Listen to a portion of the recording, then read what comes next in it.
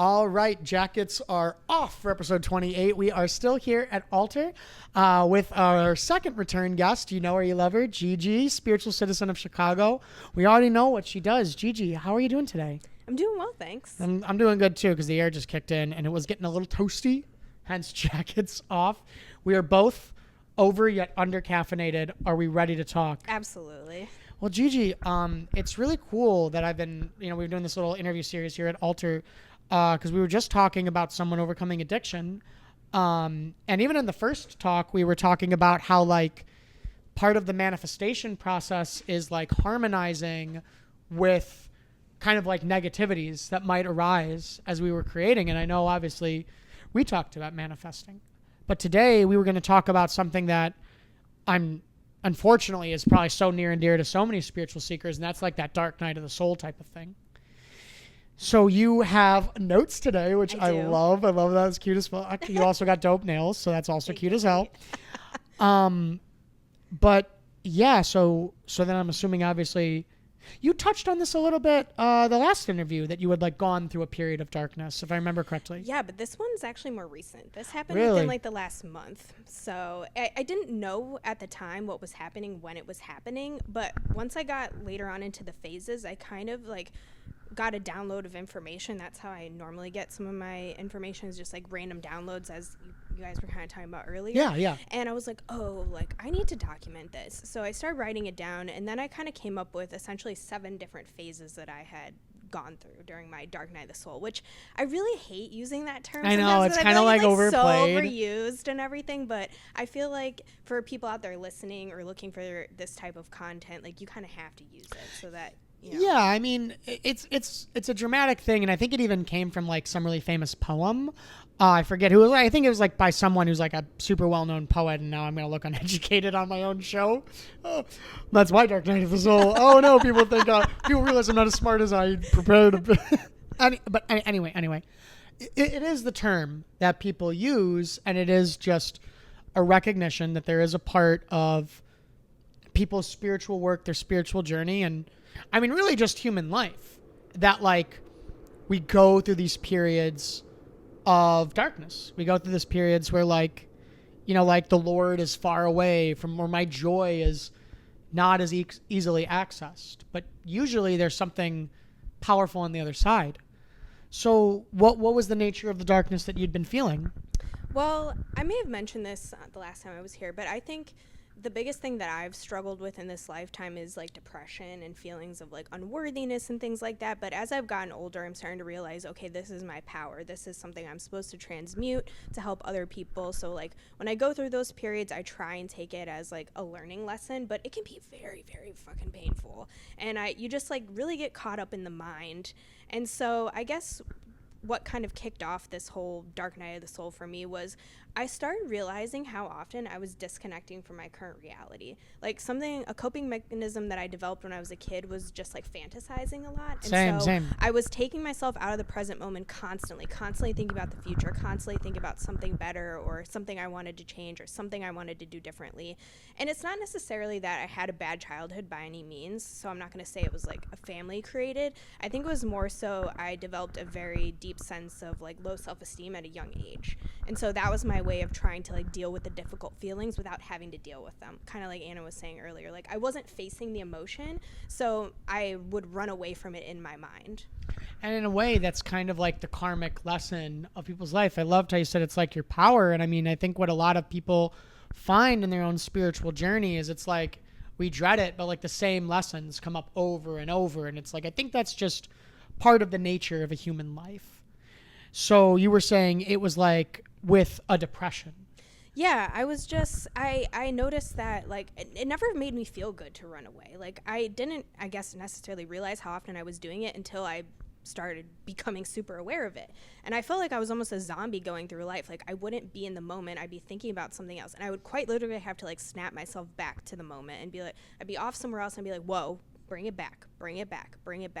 And I just started noticing how often I was doing that. So that was kind of phase 1, was like recognizing that I had this like disassociation, like fantasy thing going on in my head, and I started becoming more aware of how often I was doing it. I was like peeking down in your notes. 'Cause, like, is that like the first thing you noticed? Yeah. That was the first thing. Yeah, I have pieces to say on like a self-awareness, but please, why don't you dive in? So like what I almost said, what's your process with fucking darkness? What's my process?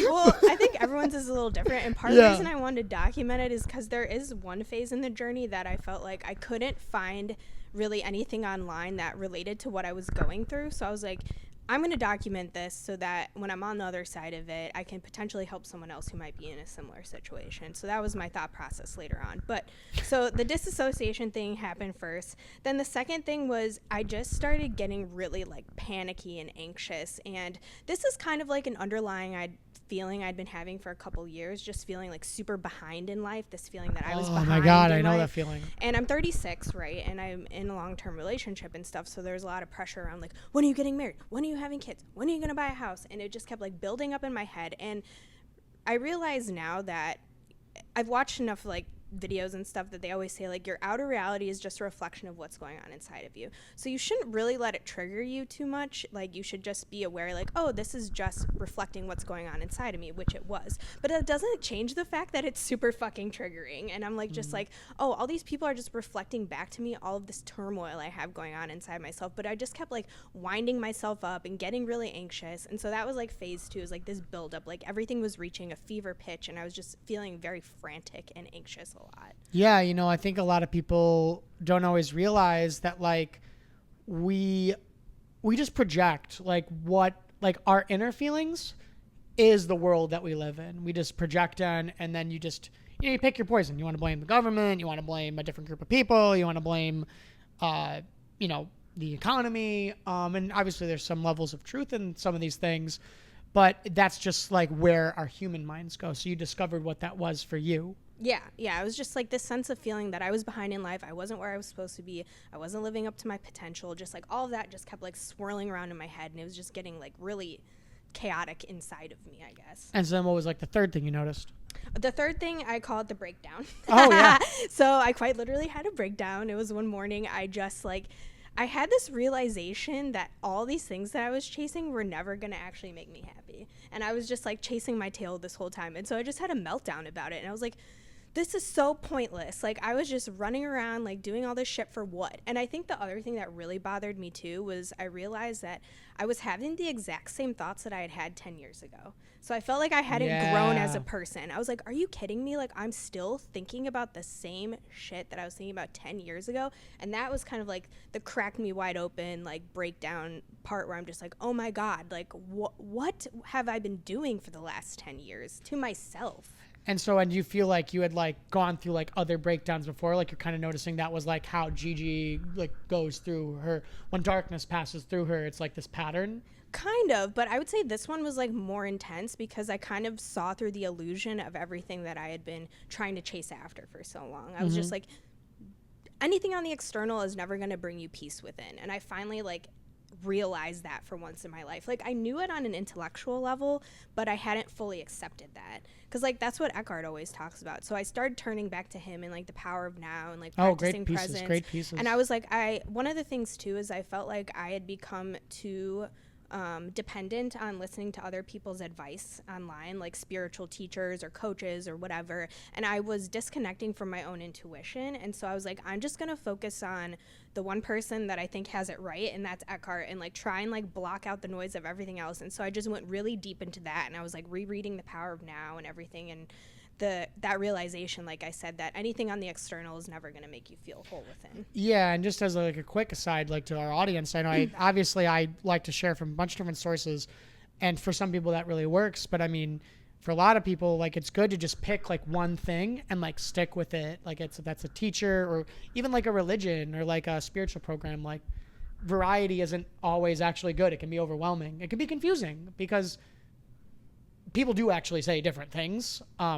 hoping to gain a similar effect. But what was like the next thing that you realized? So then the next thing was the betrayal, and I call it where I felt like my mind had betrayed me. And Oh, I know was that like, feeling. I was like, oh my God, like you have been making me do all this shit for the last 10 years that like didn't bring me anywhere productive. Or so that's what I was saying. I'm like telling smiling, myself. but it's like that like.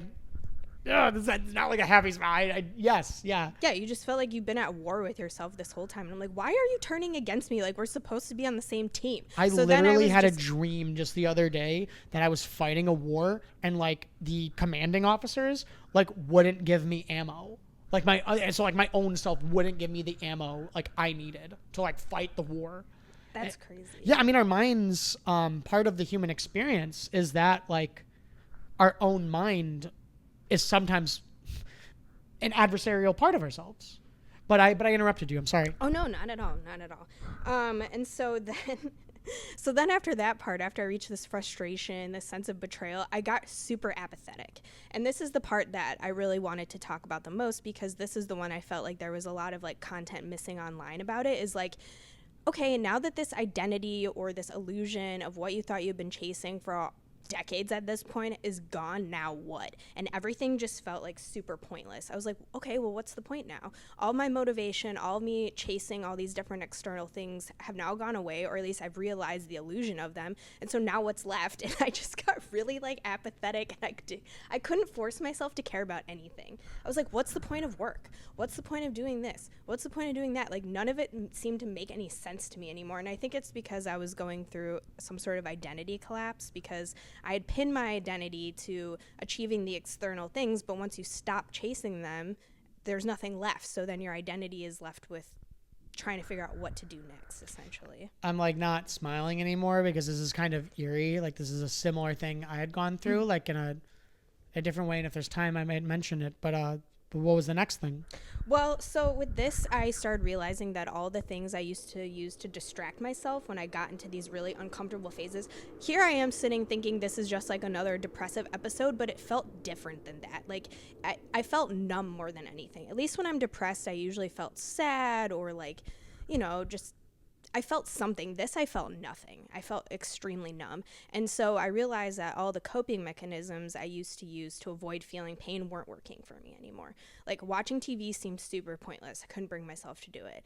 Couldn't even listen to YouTube videos anymore of like the people that I like to listen to. It just felt like noise to me. Even like I used to be like a really emotional eater. And so I was like trying to like emotionally eat. I was like, this doesn't feel good. And I was like, nothing I can do can fix this right now. And I was just really avoiding like sitting with that discomfort. And to use another war analogy, something popped in my head where I was like, okay, the dictator, which was my mind, has finally been overthrown. Like the city has collapsed, and now the citizens, my consciousness, have to rebuild, but they don't know where to start because like the person that they were following so long is gone. So that was like the best analogy I could come up with during that time. Yeah, I mean, gosh, it's they don't always tell you about that in like spirituality. Like if you keep reading the books, eventually you get to the very honest teachers who do. And I mean, if you just look back to like the example of like historical spiritual figures, like a lot of them went through a pretty bad time at some level of or some point in their life. Even like Buddha. Like he went so far, he almost he was just so. Like when the dictator in his mind fell, like he walked out on his like newborn son. But anyway, that was what they don't always tell you is that like as you do this work and like you become more in touch with yourself, like there's often this experience of like a breaking. It's like I remember I heard one spiritual teacher say like he was talking to someone who was like they really wanted to reach like a high level of consciousness really quickly, and he was like, well, do you really think you could handle everything you knew being wrong? And I mean, I'm sure at some of this is like a lower grade of that. And even that, it's part and parcel of the journey. Yeah, and at the time, again, I didn't realize what was going on, and I was like trying to like find things online. I was like, what is this numbness that I'm feeling? Like normally I feel like when they talk about the dark night of the soul, it's always like you're super sad and triggered, and yes, all of those things happen, but they don't talk about the fact where you just go numb because you realize that everything you've been chasing was an illusion to begin with. So there's nothing left to chase anymore. And I want to get more into the conversation on that in a minute, but I think there was one more thing, right? What was Yeah, the so last there's thing? two more. So then two I more. get into the questioning phase. And this is where like I finally get out of that numbness and the mind comes back with a vengeance, and it's like asking all these questions like, what next? What do I do? What do I chase after? And it's like there's nothing left to chase. And it freaks out. Yeah, so I called this the questioning phase. And I was wanting to chase new goals, trying to find new meaning in my life. And I caught myself kind of getting more into that observer role. And I noticed the mind being like, let's go, go, go, go, go. But my soul underneath it was like, just wait, just wait, just wait. Everything will come in due time. Like, you don't need to rush off and try and find a new identity or latch onto something else or a new goal. You need to just chill. And so I literally, like, I hate to say this because I work for my family's company, so hopefully they don't see this, but I didn't do much work. I'm going to be honest. I did not do much work for like a couple days. Went on a lot of walks. Yeah. A lot of fucking walks. A lot of reading. And I didn't do much else of anything else. And it kind of reminded me of back in Power of Now when Eckhart Tolle said he just sat on a park bench for 2 years. And he was like, I had no money. I had no relationships. I didn't have a car. I had nothing. I quite literally sat on a park bench for 2 years. And I'm like, I really want to ask him more about that. Like, so what were you doing though? Like, you had to be doing something. You can't just feed the pigeons. And then you find out it's bad to give pigeons bread. And just even that loses its meaning. Well, then what was the last thing? And so then the last part is the stillness. And then I started becoming really aware of like I call them the costumes, that all the identities and the costumes that I had been wearing for all these years. And some of them were the depressed person. Like, that's an identity. That's a costume that I was wearing. I was acting out that role quite a bit. Feeling like I was unfixable. So, constantly feeling like no matter what I did, I wasn't going to change. Like, that was a costume that I'd been wearing. And then the most important was the spiritual seeker.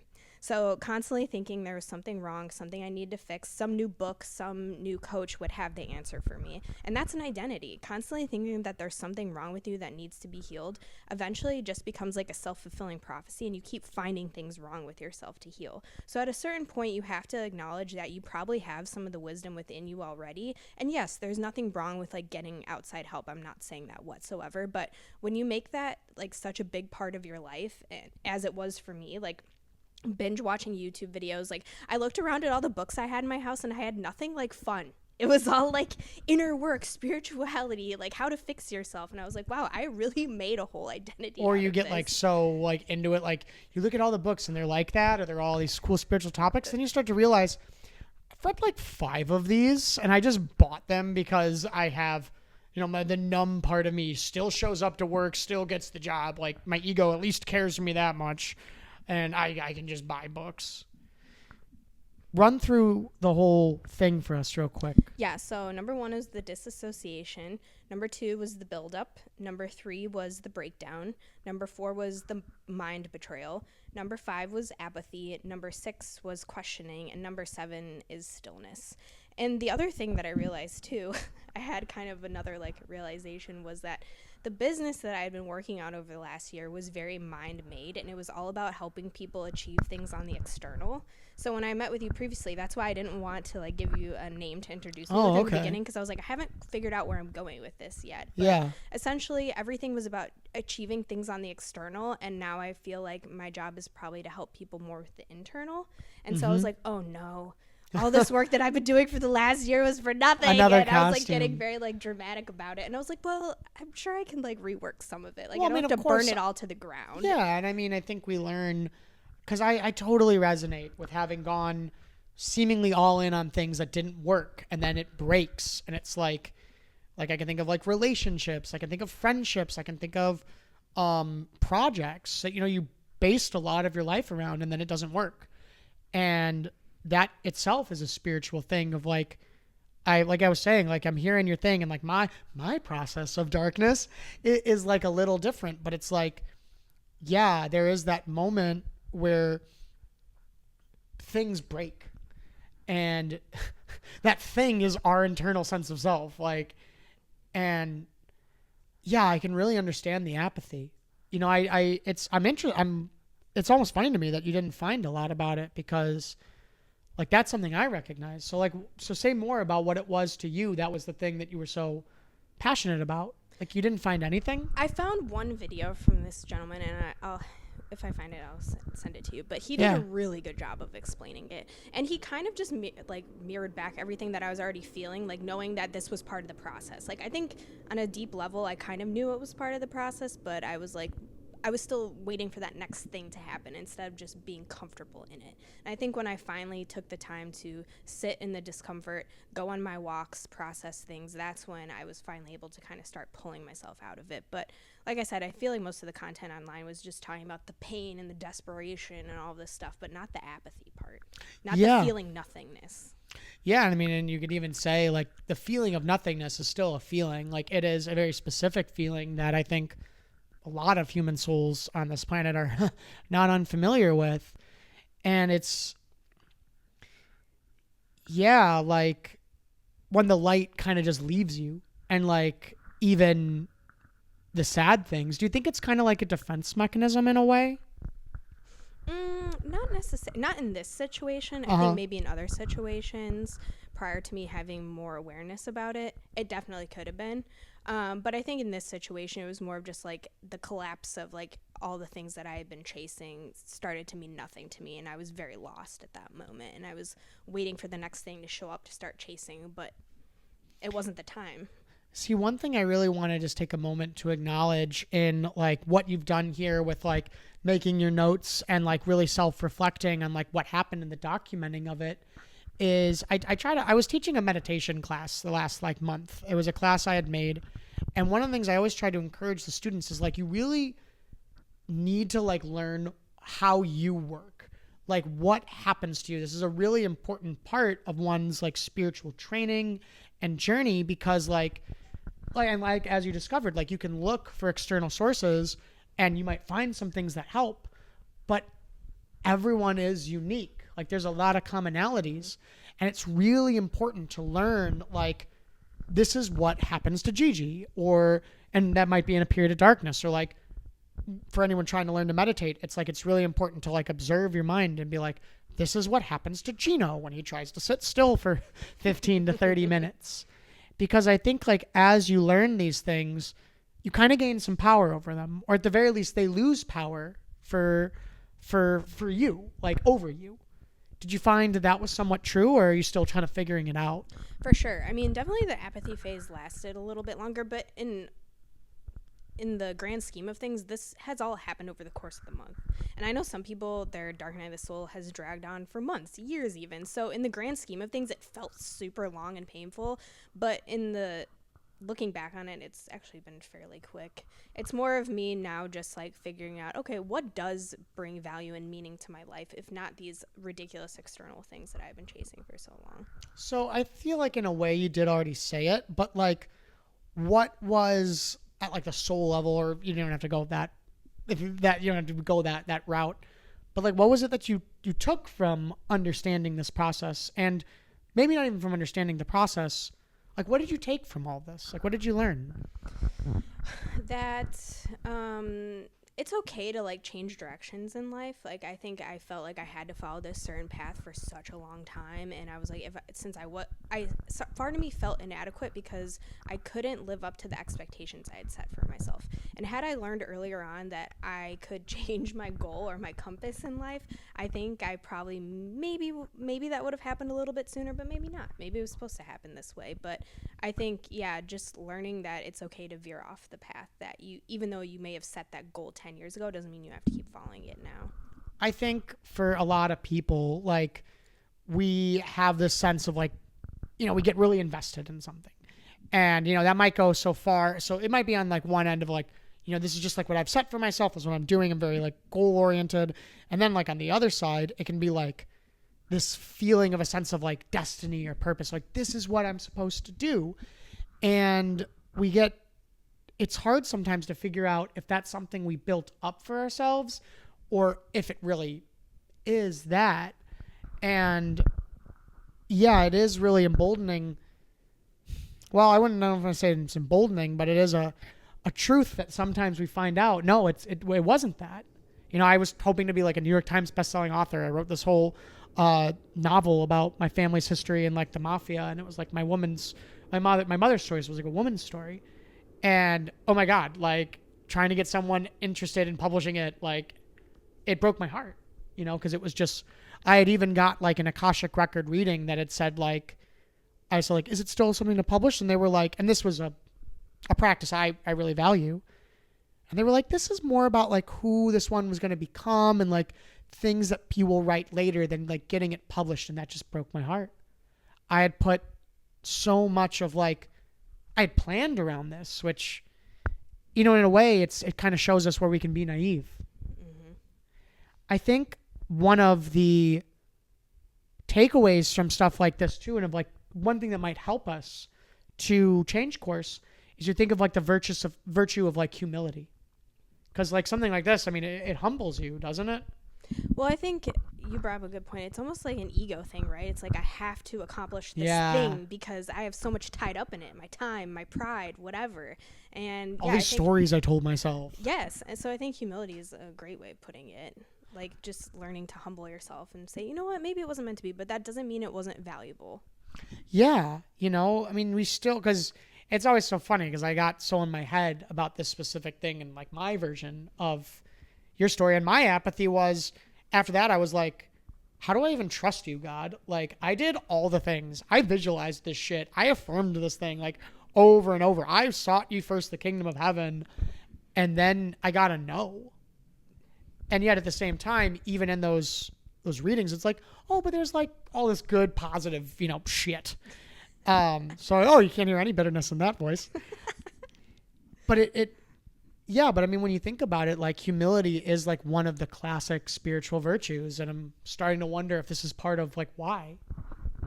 Do you feel like there's sort of like a divinity to it of like that this was like how the divine spirit like wanted you to go?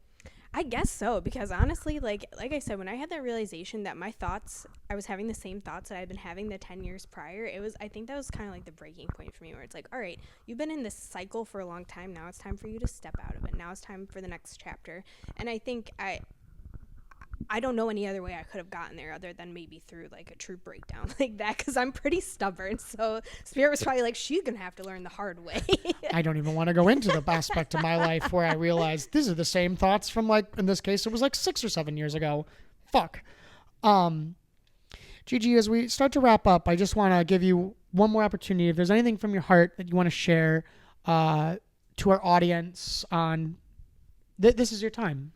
Honestly, I would just say, as cliche as it sounds, just trust your path. I think we all have a unique voice, a unique mission, a unique way of bringing this information to the world. And I think we're all aware now at this point that there's kind of an awakening happening, and it takes a little bit of the light in all of us to help really, kindle that fire. So just keep going. And I really just want to mention that I'm very grateful for like the format of this particular conversation interview, because it's a little different than we've done before. I mean, it was like the whole resolution isn't even like there yet. Like There isn't some big message. It's like, this is just what happened. And this is like an area I did not get resource in. And I just want to encourage people that it is good to talk about your obstacles and your challenges, because you sharing your story and like even just a little insight might be exactly what someone else who's scouring the internet is for. Is there anything new you want to add to like the plugging of your shit? I mean, not really. Well, I did change my name, so it's Own Your Alchemy. So you can find me on the social medias, and I have a website as well. So I do have some courses and stuff on there, and I also do coaching if you're interested. And there might be a new theme on that. So Gigi, thank you for your time. Thank you.